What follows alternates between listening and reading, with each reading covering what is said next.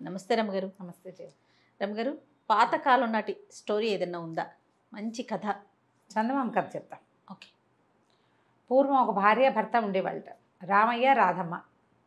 చాలా కాలం పిల్లలు పుట్ల వాళ్ళకి. పాపం తీర్థయాత్రలు చేద్దాం, ఏ తీర్థంలో ఏ మహాత్యం ఉందో ఎక్కడైనా పిల్లలు పుడతారనుకున్నారు. ఇప్పట్లాగా 35 ఏళ్ళు వచ్చాక పెళ్ళిళ్ళు కాదు కదా. అప్పుడు ఆవిడకి 8 ఏళ్ళు, ఆయనకి 11-12 ఏళ్ళకే పెళ్ళిళ్ళు అయిపోయినాయి. 10-15 ఏళ్ళ తర్వాత, 20 ఏళ్ళ తర్వాత కూడా పిల్లలు పుట్ల. అలాగైనా వాళ్ళకి ఎక్కువ వయసులు లేవు, 30ల్లో ఉన్నారు. సరే, తీర్థయాత్రలు మొదలుపెట్టారు. కొంచెం ధనికులే వాళ్ళు. అయితే ఏమైంది, కాశీ నగరానికి వెళ్ళారు. యాత్రలో చివరిదనమాట. కాశీ నుంచి ఇంటికి వచ్చేయాలి. కాశీలో గంగా స్నానం చేస్తుంటే భార్యాభర్త ఇద్దరు మునిగారు. ఆవిడ లేచాక ఆవిడకి దూరంగా ఏదో పళ్ళెం కొట్టుకొస్తున్నట్టుగా కనపడింది. ఆ పళ్ళెంలో ఒక పాము పిల్ల ఉన్నట్టు కనిపించింది ఆవిడకి. ఏమిటో పళ్ళెం కనపడుతుంది, ఏమిటా అని కాస్త అటు కొంచెం ముందుకెళ్ళింది. అది కూడా అలలకి కొట్టుకొస్తుంది. ఆ పళ్ళెం దగ్గరికి వచ్చేసరికల్లా ఆవిడకి ఏం కనపడింది, పాము పిల్ల కాదు, ఏదో తమాషాగా ఉన్న ఒక ఆభరణం. అది ఆభరణమే, నాగాభరణంలాగా ఉంది, అట్లా సర్పంలాగా ఉన్న ఆభరణం. ఓహో, సరే బాగానే ఉంది. ఆవిడ ఏం చేసింది, భగవంతుడు ఏదో ఇంతమంది ఉంటే నాకే కనపడింది, నా చేతి ఈవిడ దగ్గరికే వచ్చింది కూడా.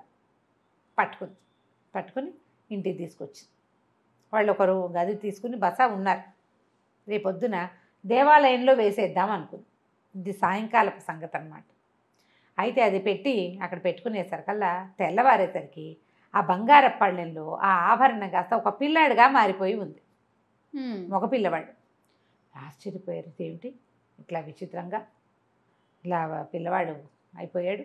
భగవంతుడు, గంగాదేవి మెచ్చి ఇచ్చింది నాకు సంతానం లేరని అని చెప్పి పిల్లాడు గంగ వల్ల దొరికాడు కాబట్టి గంగాదత్తుడు అని పేరు పెట్టుకున్నారు. ఓకే. పిల్లాడు చక్కగా బాగుండేవాడు. సరే, కాశీనగరం నుంచి ఇంటికి వెళ్ళిపోయాడు. అక్కడి నుంచి చక్కగా పిల్లాడు బుద్ధిమంతుడు. ఏదో స్కూల్లో చేర్పించారు, పాఠశాల. అప్పుడు చిన్న గురుకులాలే కదా, ఇంటి దగ్గర గురుకులంలో చేర్పించారు. ఏదో చదువుకున్నాడు. వీళ్ళకి ఆస్తి స్వాస్తి అన్నీ ఉన్నాయి కదా. పెద్దవాడయ్యాడు. ఓ పిల్లనిచ్చి పెళ్లి చేశారు. సుందరి అమ్మాయి పేరు, కోడలి పేరు సుందరి. అయితే అమ్మ నాన్న ఇద్దరు కాలం చేశారు. నాన్న కాశీలో మాకు ఇది చేయనాయన అని చెప్పి కాశీలో మాకు ఉత్తర క్రియలు చేయమన్నారు. అమ్మ నాన్న గతిచ్చాడు, తర్వాత అమ్మ గతిచ్చింది. సరే, ఏం చేశారు, సుందరిను నా గంగాదత్తుడు ఇద్దరు కలిసి కాశీకి వెళ్ళారు. కాశీకి వెళ్తే భార్యాభర్త ఒక చోట బస చేశారు. రోజు పిండ ప్రదానం చేశారు కొద్ది రోజులు. తర్వాత ఇక్కడే ఉందాం కొన్నాళ్ళు, చాలా హాయిగా ఉందనుకున్నారు. అయితే ఒకరోజు ఒక ముసలం వచ్చింది వీళ్ళింటికి. ఏమంది, సుందరికి నేను నీకు సహాయం చేస్తాను, పని చేస్తాను, ఏదైనా ఒక ముద్దబెట్టు అని చెప్పి సరే అనేసరికి సరే ఉంచుకుంది. రోజు ఆ కథలు ఈ కబుర్లు, ఈ కథలు ఆ కబుర్లు అవి ఇవి చెప్పుకునేవాళ్ళు. పెద్ద ఆవిడ కదా, ఆ ఊళ్ళో ఇలాగైంది, ఈ ఊళ్ళో ఇలాగైంది, మా చిన్నప్పుడు ఈ గుడి ఎక్కడితో తెలుసా, ఇలాంటి మాటలు మాట్లాడేసరికల్లా సరే ఆ బాగా అలవాటైంది. ఒకరోజు ఏమన్నది, ఏమే పిల్ల, మీ ఆయన నీతో మనసు ఇచ్చి ఉంటాడు, భార్యాభర్తలు అంటే మనసు ఇచ్చి పుచ్చుకోవాలి అంది. మేమంతా మనసు ఇచ్చి పుచ్చుకున్నాం అంది సుందరి. ఏం మనసు ఇచ్చి పుచ్చుకున్నావు, మీ ఆయన ఎక్కడ పుట్టాడో తెలుసా నీకు? ఏమో, మా అత్తగారికి పుట్టుంటాడు, ఇంకెక్కడ పుడతాడు ఏమో, అందరం ఎవరి ఊళ్ళో వాళ్ళు పుడతారు. కాదు, మీ ఆయన ఎక్కడ పుట్టాడో తెలుసుకో, అది కదా తెలియాలి. పెళ్లి సంబంధానికి వచ్చినప్పుడు మీ అత్తగారు మీ ఊరేది, మీ పేరేది, మీ అమ్మమ్మ ఊరు, మీ అమ్మ వాళ్ళ మాతామహులు, మీ నాన్న మాతామహులు అవన్నీ కనుక్కోలే. మరి నువ్వు అడిగావు మీ ఆయన ఎప్పుడైనా అంటే అడగలేదండి. మరి అడుగు అనేసరికల్లా సరే ఈ పిల్ల ఏం చేసింది, భర్తని అడిగింది, నువ్వు ఏ ఊళ్ళో పుట్టావు, నువ్వు ఎక్కడ పుట్టావు అని అడిగేసరికల్లా ఇతను ఆలోచిస్తూ ఉండిపోయాడు.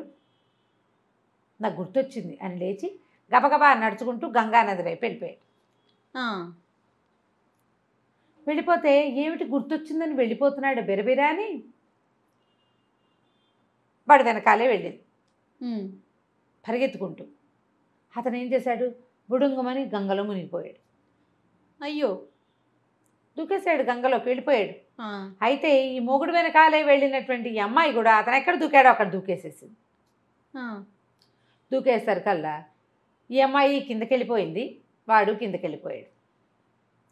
ఎక్కడో ఒక పక్కన పడిపోయి ఉంది. చాలాసేపటికి మెలకు వచ్చి చూసుకుంటే అదేదో వేరే లోకంలాగా ఉంది. అదేం లోకమో తెలియలే, తిరుగుతోంది అటు ఇటు. ఆ కుర్రాడు ఏమయ్యాడో దానికి తెలియలే, బగుడు కోసం అటు వెతుక్కుని ఇటు వెతుక్కునేసరికల్లా సరే ఆ ముసలమ్మ కనపడింది ఒక చోట. కనపడితే ఏడ్చింది, మా ఆయన ఎక్కడ పుట్టాడో కనుక్కో అని చంపావు. ఆ కనుక్కుంటే ఆయనేమో గంగలో దూకేసేసాడు, వెనకాల దూకేసా, నేను చచ్చిపోయి స్వర్గానికి చేరానేమో, నువ్వెలా చచ్చిపోయావే అవ్వా అని అడిగింది. నేను చచ్చిపోలేదే పిల్ల, నేను బతికే ఉన్నానంది. నువ్వు బతికే ఉన్నావంటే ఎట్టా బతుకున్నావు, నీళ్ళలో దూకితే బతుకుంటావా? మా ఆయన ఏమైపోయాడు, చచ్చి ఏ స్వర్గం వెళ్ళిపోయాడు, నేను ఈ స్వర్గంలో ఉన్నా, వాడు ఇంకే స్వర్గానికి పోయాడు అని ఏడుస్తుంది. ఏడ్చేసరికల్లా ఆ ముసలమ్మంది, కాదమ్మా కాదు, నువ్వు ఆయన స్వర్గానికి వెళ్ళలా, నువ్వు స్వర్గానికి వెళ్ళలా, నేను స్వర్గానికి వెళ్ళలా, అందరం ఒకచోటే ఉన్నాం అని చెప్పి, మీ ఆయన నాగరాజు కుమారుడు. మా నాగరాజుకి భార్యతోటి ఒక్క కుమారుడే కలిగాడు. అయితే ఆ పిల్లాడు చచ్చిపోయినట్టు కనపడితే అయితే బ్రహ్మదేవుడు దీనివల్ల ఎండలో పెడితే, సూర్యకిరణాలు చూపిస్తే పిల్లవాడు బతుకుతాడని బంగారు పళ్ళెంలో పిల్లాన్ని పెట్టి నా చేతికి ఇచ్చారు, నేనే దాదిని.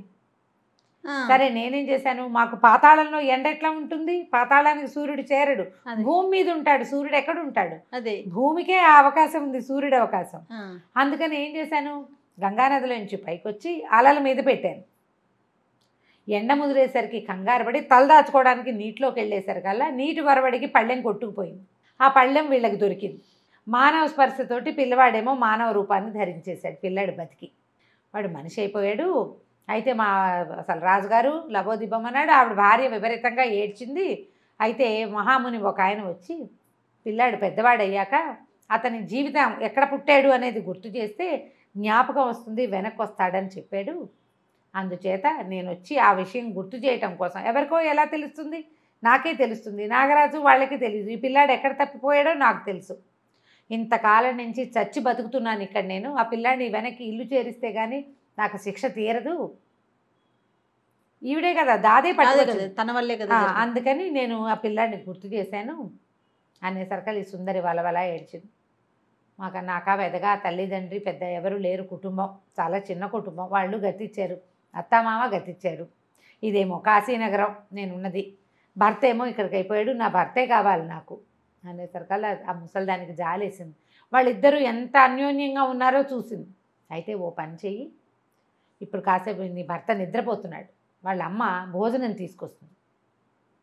తీసుకొచ్చాక నువ్వు కనపడు, మర్చిపోయాడేమో నన్ను, ఇప్పుడు మరి నాగపావం అయిపోయాడు కదా అంటే, కాదు నువ్వు కనపడితే గుర్తొస్తుంది, కనపడకుండా కట్టుదిట్టం చేస్తాడు తండ్రి, నువ్వు నా వెనకాల వచ్చేయి, నేను ఆ గదిలో నిన్ను ఒక చోట దాచిపెడతా. అతను నిద్రపోయి లేస్తాడు, వాళ్ళ అమ్మ భోజనం తీసుకొస్తుంది. భోజనం తీసుకొచ్చాక అన్నం తింటాడు, పూర్తిగా తిండు, మిగిలిన అన్నం నువ్వు తినేసేయి, అన్నం తినేస్తే ఇక నిన్ను అతను వదిలిపెట్టలేడు, ఎంగిలి అన్నం తినేస్తే అని చెప్పేసరికల్లా సరే ఆ తోటలో ఇంచి బోళ్ళని మెలికలు తిప్పి ఒక గదిలోకి ప్రవేశపెట్టింది. ఈ అమ్మాయి అక్కడ దాక్కుని కూర్చుంది.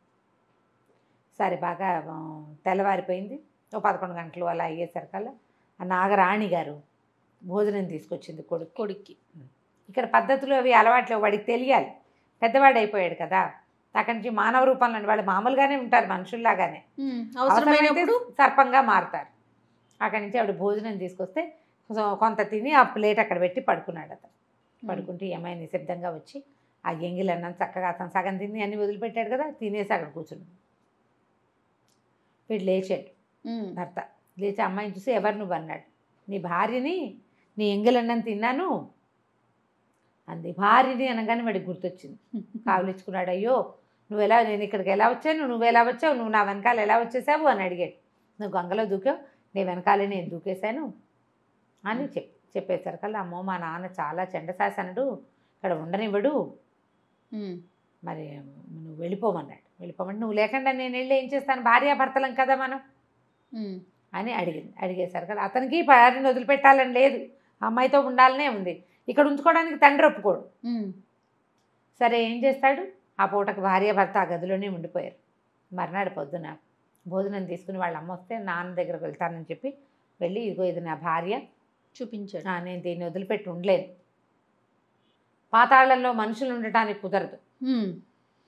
సరే ఆయన ఏమన్నాడంటే, ఇక భార్యాభర్తల బంధం ఇంత బలమైంది, అమ్మాయి నీ వెనకాల గంగలో దూకి వచ్చేసింది, సరే నువ్వు భూమి మీదకి వెళ్ళిపో, కొడుకుని వెళ్ళిపో, మీ ఇద్దరు హాయిగా మీ దారిని మీరు ఉండండి, కాలం తీరిపోయాక వచ్చేద్దు కానీ అని చెప్పి మళ్ళీ వీళ్ళని గంగలోంచి తేలించి కాశీనగరంలో ప్రత్యక్షం చేయించారు. వాళ్ళు ఇంకా సొంత ఊరికి వెళ్ళకుండా కాశీనగరంలోనే ఉంటూ ఎప్పుడైనా ఒకసారి వెళ్ళి తల్లిదండ్రికి కనపడేలాగా ఒప్పందానికి ఒప్పుకొని గంగా నదిలోంచే వెళ్ళగలుగుతారు పాతాళానికి. అన్ని నదుల్లోనూ ఆ అవకాశం ఉండదు, గంగకే ఆ అవకాశం ఉంది. కాశీనగరం నుంచి అయితే సులువుగా పాతాళంలో వాళ్ళున్న నగరానికి వెళ్ళిపోతారనమాట. అక్కడే భార్యాభర్త హాయిగా కాశీనగరంలో విశ్వేశ్వరుని సేవించుకుంటూ గంగా నది స్నానం చేస్తూ పిల్ల పాపలతో కలకాలం హాయిగా ఉన్నారు. బాగుంది, సింపుల్ అండ్ సూపర్, చాలా బాగుంది. భలే ట్విస్ట్లు ఉన్నాయి రమ్మగారు, అదే కదా, తలుచుకుంటే గుర్తొచ్చేస్తా ఉంది. చాలా బాగుందండి. నమస్తే. నమస్తే జీ.